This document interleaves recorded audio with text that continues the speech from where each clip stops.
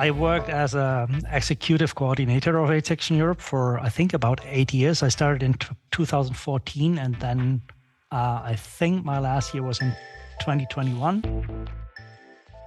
Actually, my strongest memory of it, and I thought quite a lot about it, it was really the very beginning, because it was that Deutsche AIDS-Hilfe had just overtaken basically as host organization from AIDS Fonds in Amsterdam.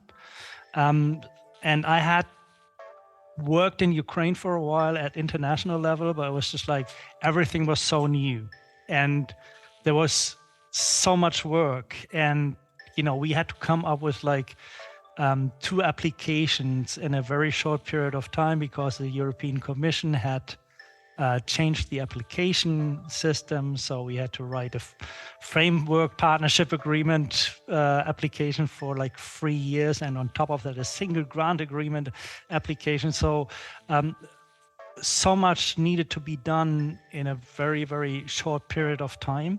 And of course, I had support from the steering committee and also from Deutsche AIDS-Hilfe as new organization, as new host organization.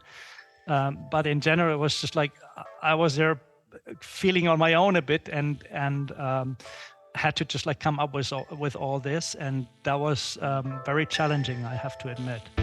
It was also the times when the flight MH17 was shot down over East Ukraine. And the former executive coordinator, Martina Deschutta, she was on that plane.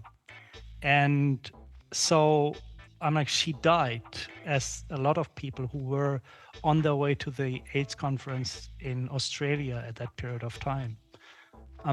So a lot of people who I then worked later with during the course of the years, I met through the ceremony that was held for Martina Deschutta in Amsterdam, like as a memorial to her and to her work. And that was, of course, very, very moving. All the documents from AIDS Fonds, they were transferred to us. And the name Martina Deschutta basically appeared everywhere. And it was like, you know, before I just like thought, okay, I'm like, if there is something going wrong, you can talk to her, you can call her, and then, you know, she will answer you things, because she had been the executive coordinator for almost 10 years, I think, or for 10 years. And so it was like, yeah, and she was not there anymore. So it was devastating. A lot has to do with individuals and people who I met in different capacities, like because I met them in person, during meetings, during the civil society forums, and it was like, it was always very interesting to talk to people who all were working in that field. You know, like it was, there is a lot of engagement and there is a lot of knowledge and there's a lot of expertise that is bundled in that network. And I always found that I can learn so much, apart from like the work-related issues and how much the people knew in that like very community-led network. It was also like with all the bad things happening, you know, and all the really difficult situations and conditions in the different countries, we also had a lot of fun, you know, like we knew how to deal with each other, and it was like there was always a good atmosphere and a good working atmosphere, you know, with a good sense of humor, although it was on international level or at international level. So that is something that I really appreciated very much. And I really met incredible people through AIDS Action Europe. I think that is also something that is one of the secrets of the of the work of AIDS Action Europe, I would say.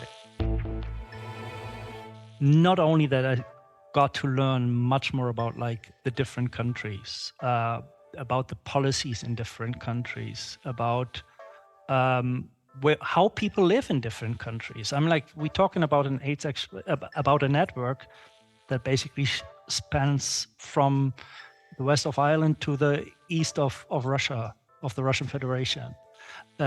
So it is, that there is a lot in there geographically and people-wise. And so I really think there is so much that I learned about, like, the different countries, the different people, and the conditions under which the different communities live. That is also like one of the other interesting things about AIDS Action Europe. I find that we don't talk only about one community. We talk about so many different communities. And we also talk about like the developments within different communities. Like, for instance, trans non-binary people, some 15, 20 years ago were not so much talked about. It has developed very differently. And that civil society and our organizations and AIDS Action Europe is basically learning with that and tries to meet the needs of the communities. That is what I personally and individually always very much appreciated. I always liked that it was a network of organizations rather than individuals, because basically it was always in that in that kind of field of tension, or however you want to call it, between like individual health and public health.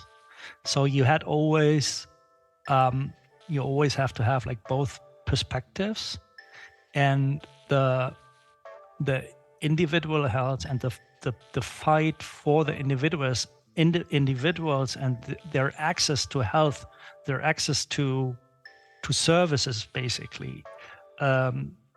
That is something that I liked very much, and that is also like the task of the organizations. On the other hand, on a policy and political level, you always are confronted with like the public health demands. And so that field of tension, for instance, I think that AIDS Action Europe always has played a very prominent role in that. The idea of being a bridge builder, and to my times, very much between East and West, and or between West and East, however you want to phrase it, and whoever wants to learn from whom. But yes, I think there are not so many organizations who basically really try to reach out to all the organizations in this big geographical area, and where, as we know, like the conditions are very, very different. So that is also something that I would find that AE plays a very specific role in. For instance, the fact that it was like always bilingual, English and Russian speaking, and that we everything always published in English and Russian is, just like shows that this East-West thing was always very, very important and prominent in our work. I always call them the strong women of AIDS Action Europe. I'm like, be it Anke van Dam, who was the head of the steering committee for such a long time, or Lella Cosmaro, or our CEO here at Deutsche AIDS-Hilfe, Silke Klump, or later than Sini Pasan. It was they were always like also like really driving forces, and that is something that I would like to emphasize in terms of how important those women were for that network, and always has been. That doesn't mean that other genders, other people are not as important as well, but I really like to work with those people, and that was really, really very helpful. First of all, I would say AIDS Action Europe is as needed as it used to be 20 years ago. I think the role of civil society is very much needed, although it is very much pushed back. So I really wish AIDS Action Europe, at least for the next 20 years minimum, to be as successful as it has been. And that I can say in German as well. Alles Gute, A-Section Europe. Alles Gute für die nächsten 20 Jahre. Und ich hoffe, dass es euch weitergibt.